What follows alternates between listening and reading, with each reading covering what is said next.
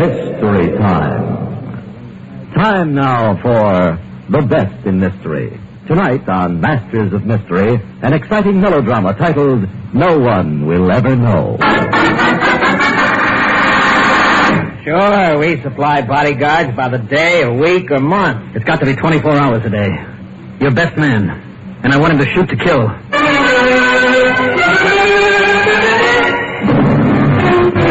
Good evening. This is Don Dowd, your host for Mystery Time, back again to introduce another in ABC Radio's great Monday through Saturday lineup of mystery dramas.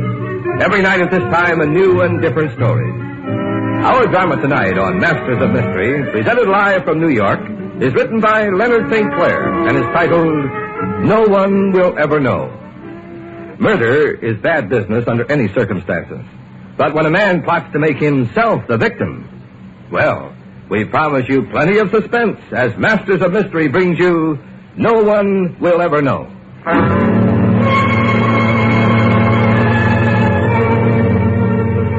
Nobody believes me. They all think it's my imagination. The sick dream of a sick mind. But I know he's out there in the night. I know he's waiting for me. Waiting for the right moment to kill me.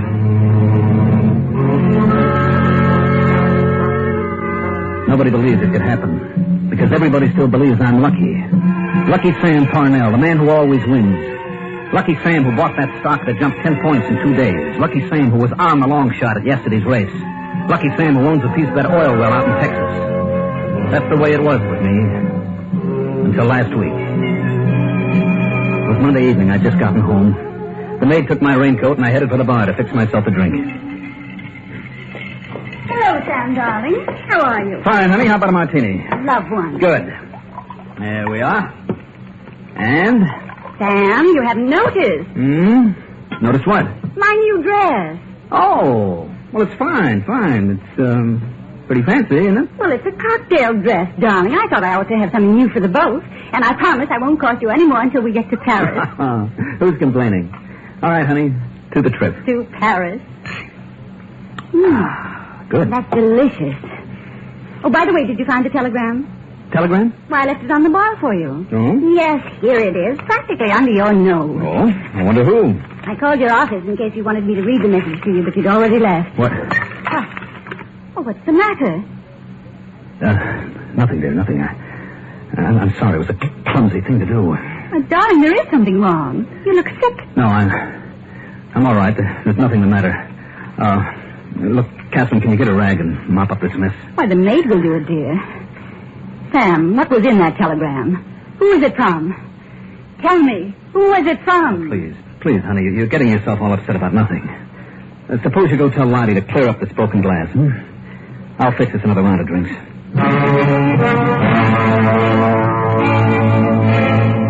As soon as Catherine disappeared toward the kitchen, I reread the telegram. Sorry, old man, our well is a dry hole. Send 10,000 more to clean up final death. Signed, Harry. 10,000 more. 10,000 I didn't have. Every penny I had poured into that Texas well was borrowed money. Harry ought to know that. This was to be our big plunge. Harry and I were going to crack our first million. Now, Lucky Sam Parnell was broke. Bankrupt. After dinner, I locked myself in the study. I had to think. To work something out with pencil and paper. But it didn't work out. The stocks and bonds would have to go to pay off the loans. The mortgage would take the house. The only asset left would be my life insurance. That $50,000 policy with a double indemnity clause. Yes? Sam, can you come to the phone? It's Jimmy. He's calling from school. Well, tell him I'm tied up, Kathy, and give him my love. Oh, but darling, he wants to say goodbye to you before we sail. Well, then you can tell him we're not going to Europe. What? I'm turning in our tickets in the morning. Tell Jimmy the old man's got to stay and close a business deal. The biggest deal of my life. Don't argue with me, Catherine, and don't wait up for me. I'll be working most of the night. I'll see you in the morning.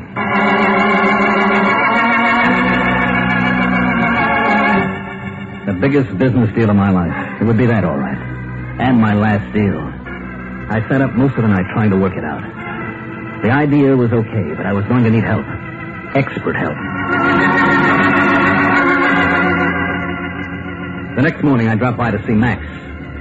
His office is in the back of a particular drugstore on 43rd Street. Hello, Mr. Parnell. It was a pretty good long shot running in the 8th this afternoon. As if you didn't know. That isn't why I came by, Max. Oh? Max, there's a man who's in trouble. He's looking for somebody who'll do anything for a price. Sounds like he's in big trouble. He is. In a few days, he'll be broke. That's big enough. It occurred to me, Max, that you might have some friends, some connections. No friends. Connections, maybe. Somebody you can trust. Somebody who won't talk. What's the job? To kill a man. What? Now, look, Mr. Parnell. Max, you're doing business with the mobs all the time. You must know somebody. Now, if it's done right, there won't be any risk. And there's $5,000 in it. Suppose we, level with each other, Mr. Parnell. This, friend of yours. You, isn't it? Yes. Okay. Now, who do you want taken care of? Me. You sound like you mean it. I do. Max, I'll be completely wiped out within a month. I don't want my wife and my boy to know I'm a failure. I don't want them out in the streets. I want them to hold on to what they've got now. I'm too old to start all over again. My luck's run out, Max. Alive, I'm worth nothing, not even to myself. Dead, at least my family will get by. Life insurance. Huh? Yes. Double indemnity. But the company won't pay off for suicide. So, it has to look like an accident. Oh, Mr. Parnell. Max, there's no other way. I'm afraid to fake it myself. I'll pay $5,000. All right. Maybe I can get a boy for you, but... Well, with this kind of deal, you'll have to be paid in advance. I'll bring the money this afternoon. Okay. Max? Yeah. How do you think you'll do it? Better if you don't know, isn't it? You might get too anxious. Yeah, maybe too helpful. Well, you'll make it so no one will ever know. Not even you.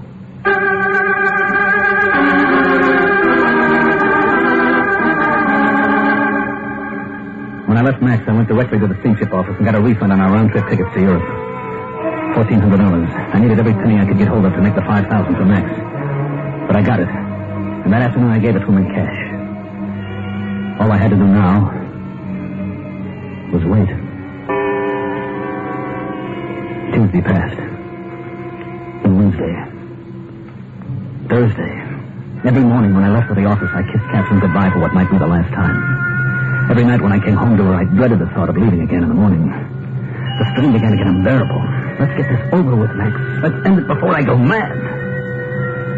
And Friday afternoon. Hello? Sam? Oh, yes, dear. Western Union just delivered another telegram to the house. Do you want me to read it to you? Yes, would you please? Well, wait a minute until I open it. Here's what it says. New well came in this morning. Looks like 1,000 barrels per day. What? Congratulations, oil baron. And it's signed Harry. Oh, Sam, how wonderful. Yes, Catherine, how wonderful, how unbelievable. Now we can go to Europe after all and forget everything. You'll call off that other deal that you said would keep you here, won't you, dear? Won't you? Sam, are you listening? That other deal? No, it can't go through now. It mustn't. I've got to get to Max. I don't want to get killed.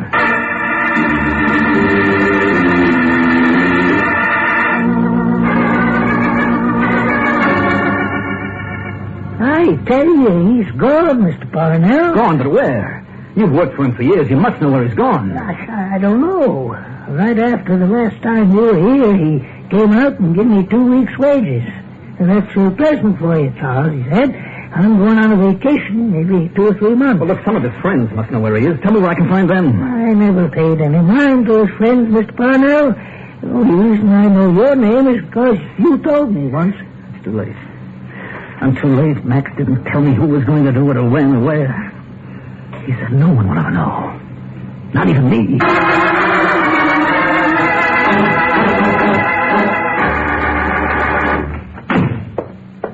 Darling, you're home early. it. Catherine, how soon can you pack your bags? Why, I'm phoning the airline right now to see if we can get tonight's plane for London. Oh, but that's impossible. Well, I'll need at least a week to close up the house there. The servants... All right, then I'm leaving tonight by myself. You can join me later. What? But I don't want to.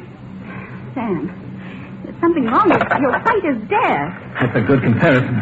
Sam, give me that phone. Now, what's happened? Sam, tell me. So I told her. The whole story. Right from Harry's first telegram and my idea about the life insurance. Catherine's face went as white as mine. Her eyes stared at me with a dazed, unbelieving expression. How could you have thought of such a thing? Without you, this house and your money would mean nothing. You don't understand, Catherine. Look, pack your bags. Any hour, any minute, Max is liable to go through with his part of the deal. Darling. Please get started, Catherine. I'll phone the airline. No, let me do it. You're much too upset. All right. I'll start cleaning up my desk. Now, if the London plane is sold out, get a seat on a plane going somewhere else. Anywhere. Hello? This is Mrs. Parnell, Dr. Meade. Please come right over. Sam is terribly sick. Catherine, give me that phone. Are you out of your mind? No, dear, I'm not. But I'm afraid you are.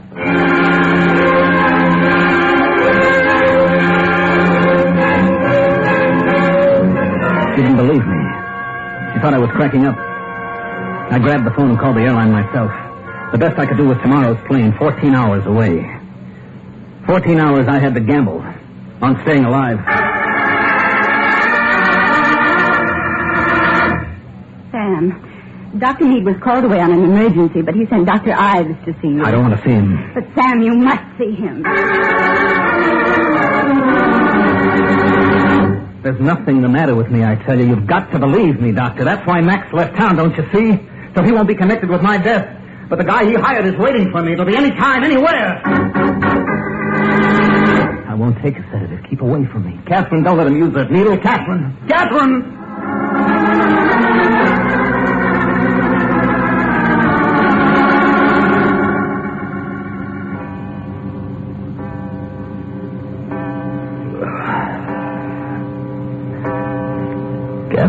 I'm right here, Sam. What time is it? It's 10 o'clock. Wouldn't you like some breakfast? Breakfast? 10 in the morning? Catherine, get my clothes, the plane. It took off an hour ago, darling. I canceled our reservations. You canceled our reservations? Sam, now listen to me. You're going to be all right. Dr. Ives says this happens to a lot of men when they overwork. He says all you need is to rest. And forget about business. Dr. Ives, he knows all about everything, doesn't he? Except when I'm going to be killed. And how? And where?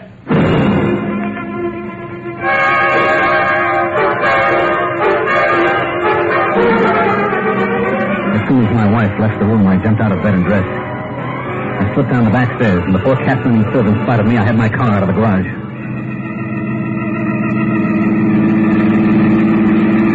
I drove to the nearest precinct station. As I pulled up to the curb, I couldn't help noticing the yellow coupe that passed me and parked further up the street. I thought I saw the driver stare at me, but I wasn't sure. I couldn't afford to take any chances, so I got back into the car and drove on. Besides, I'd have been a fool to go to the police. If anything did happen to me, the police would notify the insurance company and Catherine would get nothing. I drove aimlessly around town. Then I happened to look in the rearview mirror. And there he was, the man in the yellow coupe. This was it. I tried to lose him in traffic. Across town and back. Still he hung on. I swung into a parking lot and jumped out. I ran into the nearest building. I had to lose him. I had to. Just as I stepped into the elevator, my eyes suddenly focused on the office directory. Ryan Detective Agency. Investigations, Property and Personal Protection. Room 1402.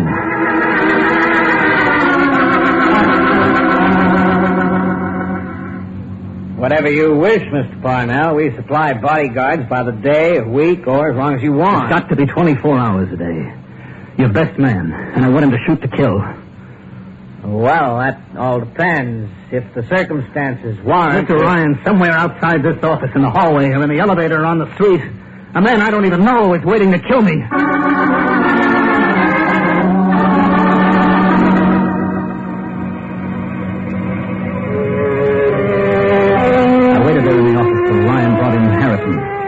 The man was to be my bodyguard for the first 12-hour shift. We left the office together and picked up my car. As we drove back to the house, I watched for the yellow coupe. Yes, there it was, keeping about a half a block behind us. When we pulled into our driveway, the coupe kept on going and then turned to the next corner. I sprinted for the front door and slammed it. Sam, is that you? Oh, darling, you gave me such a fright when you sneaked off this morning. Oh, what are you doing? What are you looking out of the window for? I'm waiting for him to turn around. He'll drive past again. Oh. Sam, you can't keep on like this. You're ill, don't you realize it? Sure. This is all my imagination. Catherine, tell the cook to fix dinner for one extra. Harrison will be eating with us. He's my bodyguard. Bodyguard? He's putting the car in the garage. He'll be along in a minute. Well, I want you to get rid of him. There's absolutely no danger. Tell him to go. Is that what you want? Why? Maybe you want me to be killed. Who's that? Perhaps my insurance looks pretty good to you after all. And all the money that'll be coming in from that oil well. Stop it. I can't take any more. I can't. I'm sorry, Catherine. I guess I am sick. With fear. But everything's going to be all right, honey. I've told the detective agency to track down Max. We'll get word to him that the deal is off. Yes, dear. Max will call off his boy and I'll be safe. Then I won't need the bodyguard. That makes sense, doesn't it? I suppose so. Sure it does. We'll see Europe yet, Catherine. You and I... What's that? Why, Sam, it was only a car, backfiring.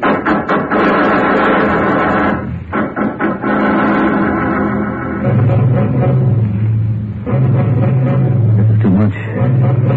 Too much for any human being to stand for long. For how long? How long will it take to find Max? A day? 2, 3, a week? What'll happen in the meantime? We played cards all evening. Catherine, Harrison, and I. But my mind was on another game. A game for my life.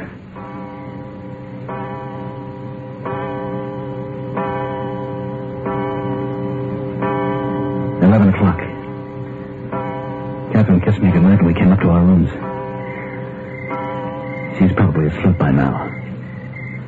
And Harrison, the bodyguard, is stationed outside my door in the big easy chair, reading from the stack of magazines. Or is he asleep too? He mustn't be, because my life depends on him. But I've got to sleep. I must rest and sleep. I can't go on this way with no sleep. Midnight. Still sleep won't come. This maddening waiting for what? When?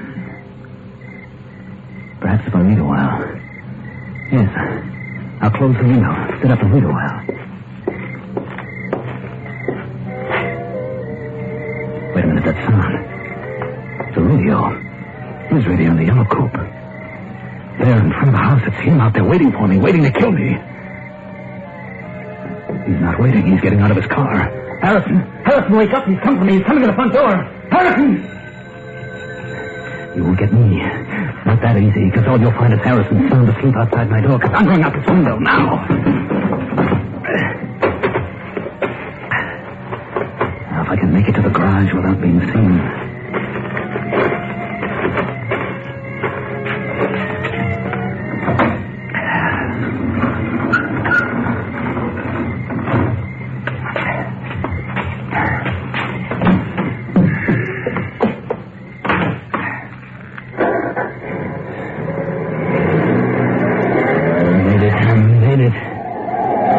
Headlights behind me. No, it can't be. But it is. He turned the corner, too. All right, Max. I'll make your friend sweat for his 5,000. I'm going to cheat him out of it, Max, because he won't get me. Do you hear? I won't let him. I won't let him, Max. It's my life. And I'm still Lucky Sam, do you hear? I'm going to win because I'm still lucky.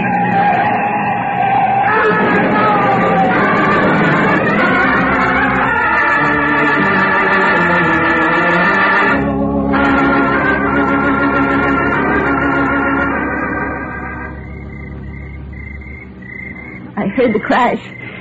I ran out as quick as I could. The ambulance is on the way, Mrs. Parnell, but I'm afraid that... I told you. Dr. Ives told you he was a sick man. That's why I hired you, Mr. Miller, to keep him from doing something foolish.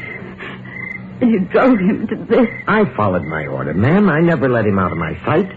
When I saw him go to the bedroom window from where I was parked outside in my coupe, I figured he was going to jump. That's when I rang your doorbell. And he thought you were someone who was going... Oh, Mr. Miller, could Sam have been right? Could there have been someone? Like Max? Maybe, Mrs. Parnell, but if I was a cheap bookie and your husband gave me $5,000 to kill him, I'd just take the money and blow town. Why go through with a risky deal when you've already got the dough? No, it doesn't make sense.